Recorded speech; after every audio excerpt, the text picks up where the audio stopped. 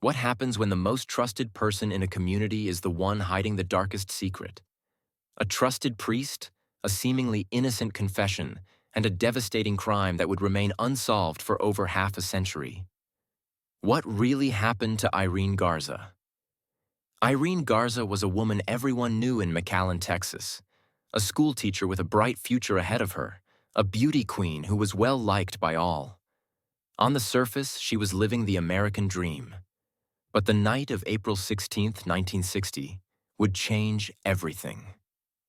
She walked into Sacred Heart Church, just as many did before her, seeking solace through confession.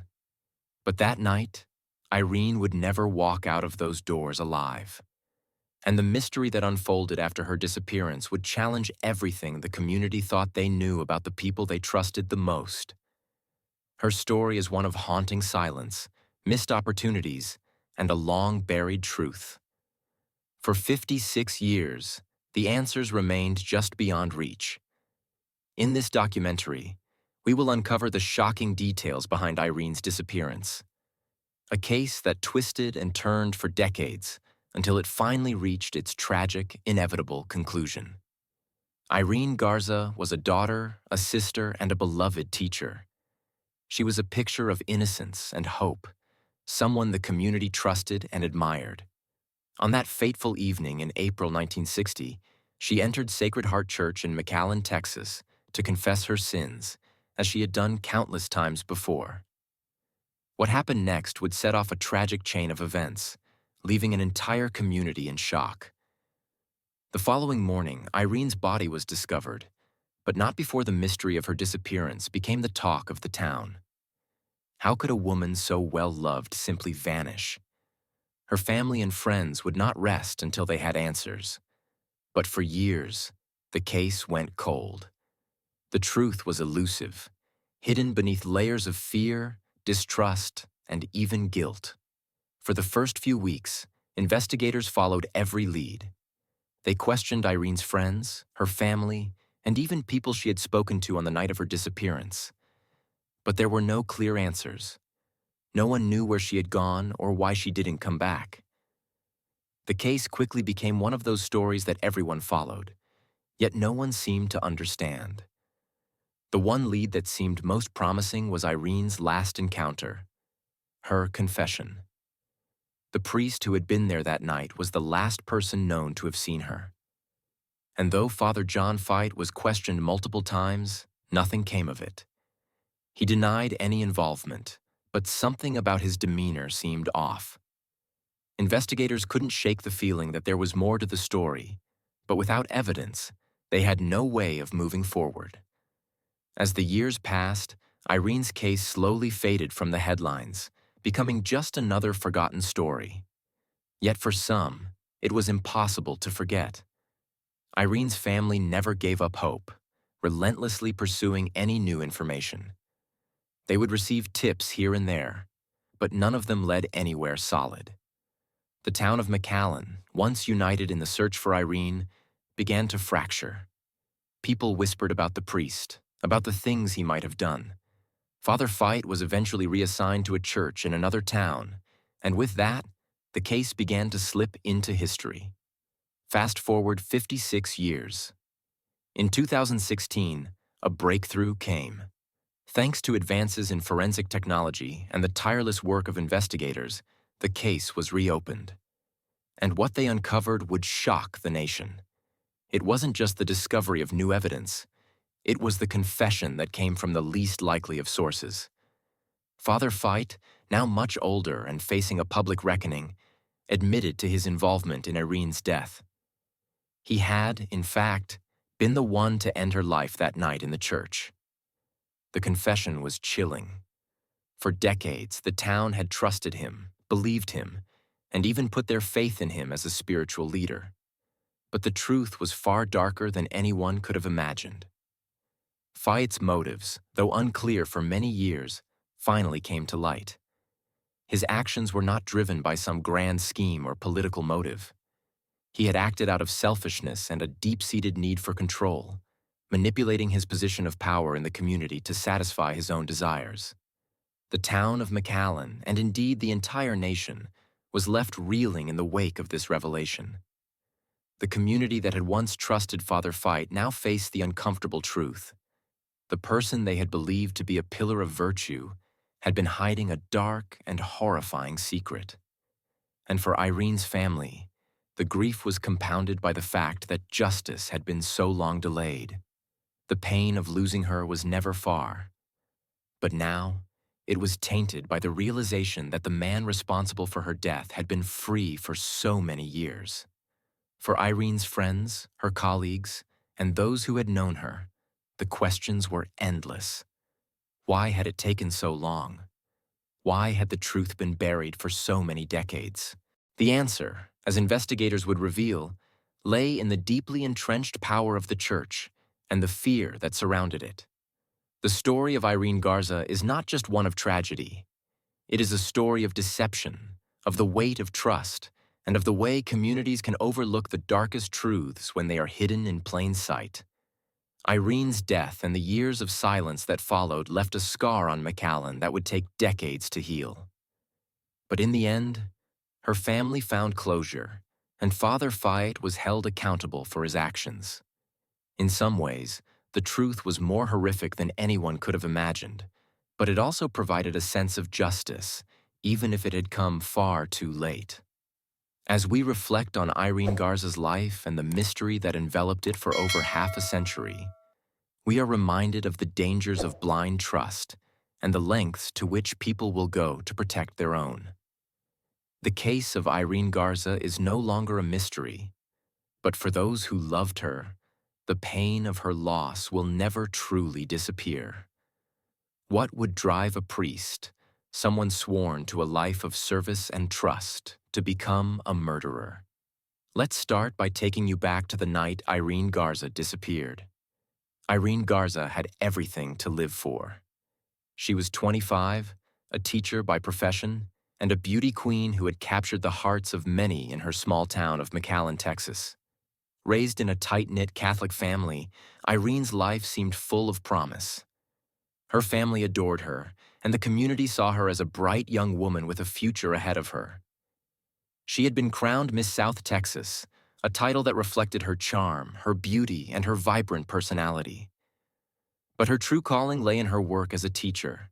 She loved shaping young minds, making a difference in the lives of children who would look up to her for guidance and wisdom. April 16, 1960, began as any other day for Irene. She had taught her classes, spent time with friends, and gone to visit her family. Nothing about the day seemed unusual. That evening, she made the decision to attend confession at Sacred Heart Church. It was part of her routine, something she did regularly to maintain her faith. Irene arrived at the church around 9:30 p.m. Father John Fite, a trusted priest in the community, was there to hear her confession. What happened after that is still unclear. Irene never returned home that night. When her family noticed her absence the following morning, they knew something was terribly wrong.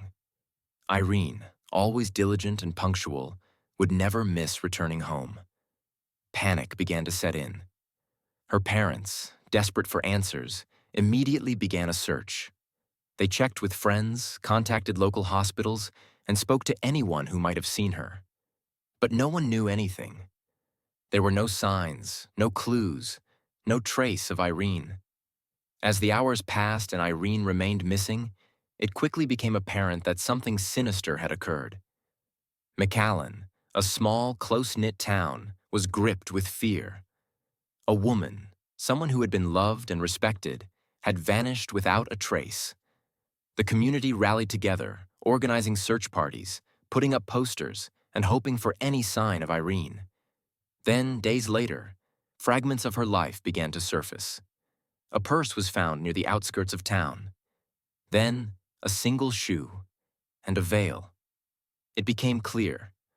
Irene hadn't just walked off or disappeared of her own accord. Something was wrong. The search intensified.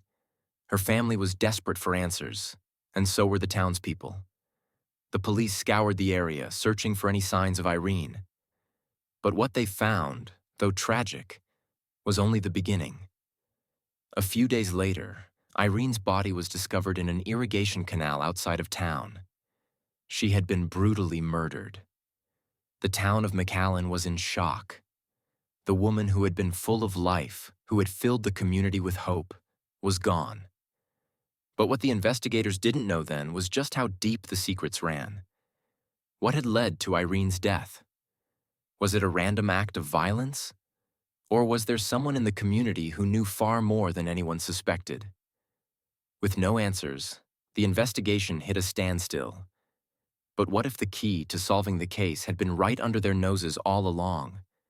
Who was the last person to see Irene alive? The investigation into Irene's death immediately turned its attention to those who might have had access to her. The first obvious suspect was the priest, Father John Fite.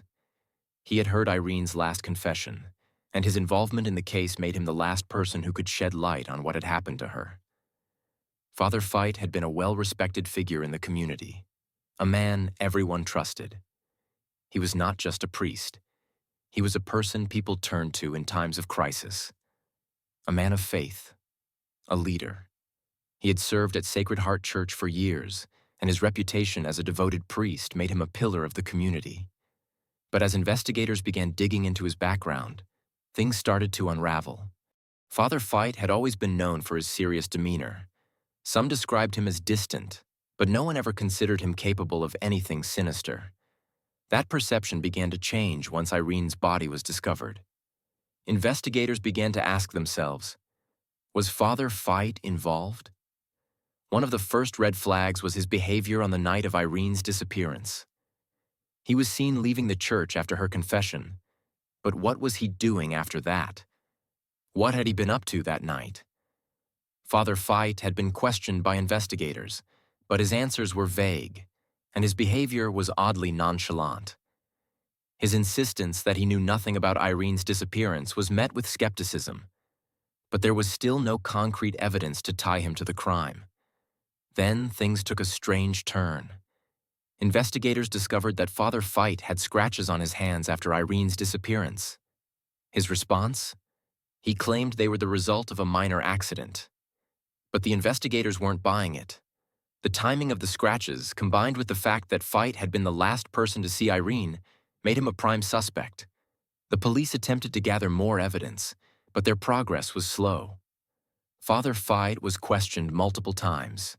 His answers were always the same. He had no involvement in Irene's death. Still, there was no physical evidence to charge him with anything. Investigators turned to a polygraph test, but Father Fite passed it, further complicating the case. As the days turned into weeks and the weeks into months, the investigation came to a halt. There was no evidence linking Father Fite directly to the crime. There was no eyewitness who could testify against him. In the end, the case went cold. Father Fite was never charged with anything. His life continued as usual, and the case of Irene Garza faded into the background of the community's collective memory. People began to move on, slowly accepting the idea that perhaps they would never know what had happened to Irene. But this was only the beginning of the real story. Despite the case being closed, something lingered in the air. It was as if the truth was waiting, just out of reach, to be revealed. Father Fite had been the last person to see Irene alive, and though no one had enough proof to implicate him, the questions never stopped. Then, in 2016, after decades of silence, a breakthrough came. Father Fite, now an aging man facing increasing scrutiny, was forced to confront his past. With new advancements in forensic technology and renewed pressure from investigators, the truth finally came to light. It wasn't just that Father Fite had been involved. It was that he had been responsible for Irene's death. The investigation, which had stalled for years, now had the key to unlock everything. The shocking truth about Father Fite's role in Irene Garza's murder would finally be revealed. The town of McAllen would learn that the priest they had trusted for so long had harbored a dark secret, and that secret had been buried for decades. But this mystery wasn't over. After decades of silence, something shocking happened that would change everything.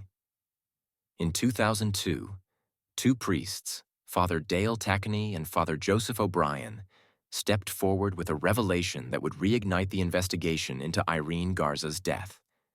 They both claimed that Father John Fite had confessed to them years earlier about his involvement in the crime. Father Tackney, a longtime friend of Fite, and Father O'Brien, who had served with Fite in the same diocese, were deeply conflicted about coming forward with this information. Both men had kept the confession to themselves for years, burdened by their own faith and the confidentiality they were sworn to uphold. The priesthood's code of silence was clear. Confessions were sacred, and breaking that trust was seen as a violation of the most fundamental principles of their vocation. But as time passed, the weight of their silence became unbearable. Both men knew they had information that could help solve a crime that had haunted their community for decades. Their decision to speak out came after years of wrestling with their consciences, knowing that by coming forward, they would break their oath, but also offer Irene's family the chance at closure. In 2002, they finally made the decision to tell what they knew. They revealed that Father Fite had confessed to the crime, admitting in chilling detail that he had murdered Irene Garza in 1960. The two priests claimed that Fite had come to them in the years following the murder, seeking absolution for his sins. They said he described Irene's murder in graphic detail, admitting to what he had done. Despite this bombshell, the investigation faltered once again. In 2004, a grand jury was convened to look into the new claims. However, despite the compelling testimony of Father Tackney and Father O'Brien, the grand jury failed to bring any charges against Fite. The case was once again dismissed. It seemed as though the wheels of justice were stalled once more. It was around this time that speculation began to surface. Was there a concerted effort to bury the case? Was someone with influence, working behind the scenes to prevent Father Fite from being held accountable? Questions lingered. And as the years passed, the hope for justice seemed to fade even further. But in 2015, a new district attorney, Irene Garza, took office in Hidalgo County. His office quickly began looking into unsolved cases, including Irene Garza's. The case was revived, and Guerra's team began re-examining the evidence. For the first time in decades, there was a renewed effort to bring the killer to justice. This time, things were different. Investigators had new tools at their disposal, advancements in forensic science, new witness testimonies, and a renewed will to solve a decades-old mystery. The case took on new life. In 2016, after 56 years of silence, Father John Fite was finally arrested for the murder of Irene Garza. The arrest was a moment of triumph for the Garza family, but it was bittersweet. Irene had been gone for so long, and the wounds of the past had not healed. For her family, the arrest of Fite brought a sense of justice, but it also stirred up memories of pain and loss that had never fully gone away. Father Fite was charged with murder and, in 2017, the trial began. The courtroom was packed with people, many of whom had been waiting for this moment for decades. Irene's family, her friends, and the people of McAllen all came together, hoping that this would finally be the end of a long and painful chapter. But the trial was not easy. The defense team fought hard to deny the charges, arguing that there was insufficient evidence to convict Fite. They pointed to the lack of physical evidence, the years of uncertainty, and the fact that the confession came so long after the crime. Fite's attorneys also tried to cast doubt on the credibility of the two priests who had come forward with the information, suggesting that their motives were suspect. In contrast, the prosecution laid out a powerful case. They presented the testimony of the two priests, the conflicting statements Fite had made in the years after the murder, and the timeline of events leading up to Irene's disappearance. But perhaps the most compelling evidence was the emotional testimony from the Garza family, who spoke of the pain and suffering they had endured over the years. Irene's parents, now elderly, described the anguish of losing their daughter and the heartache of never knowing who was responsible for her death. For many in the courtroom, the most powerful moment came when Irene's sister, Maria, stood and addressed the jury. She spoke of the family's struggle for justice, of the pain of waiting so many years for this moment. "We never gave up," she said, her voice shaking with emotion. "But we didn't know if we'd ever see this day." On December 7th, 2017, after 56 years of uncertainty, the jury found Father John Fite guilty of first-degree murder in the death of Irene Garza. The verdict was a long-awaited moment of relief and grief for the Garza family. Justice had finally come, but the road to this point had been long and painful. The judge sentenced Father Fite to life in prison, but for many, the feeling of justice was bittersweet. Irene's family had waited decades for this moment, and while they were relieved that the truth had been uncovered, they knew that no amount of punishment could bring Irene back. In prison, Father Fayet would spend the remainder of his days. For many, the question lingered. Could this long-delayed justice ever bring true peace to Irene's family? Could it erase the years of anguish, the uncertainty, the waiting? For those who loved Irene, the answer was clear. Justice could not bring her back, but it brought a sense of closure, a final acknowledgement of the truth. And for Irene Garza, it meant that her voice had finally been heard, and the secrets of the past had been laid bare.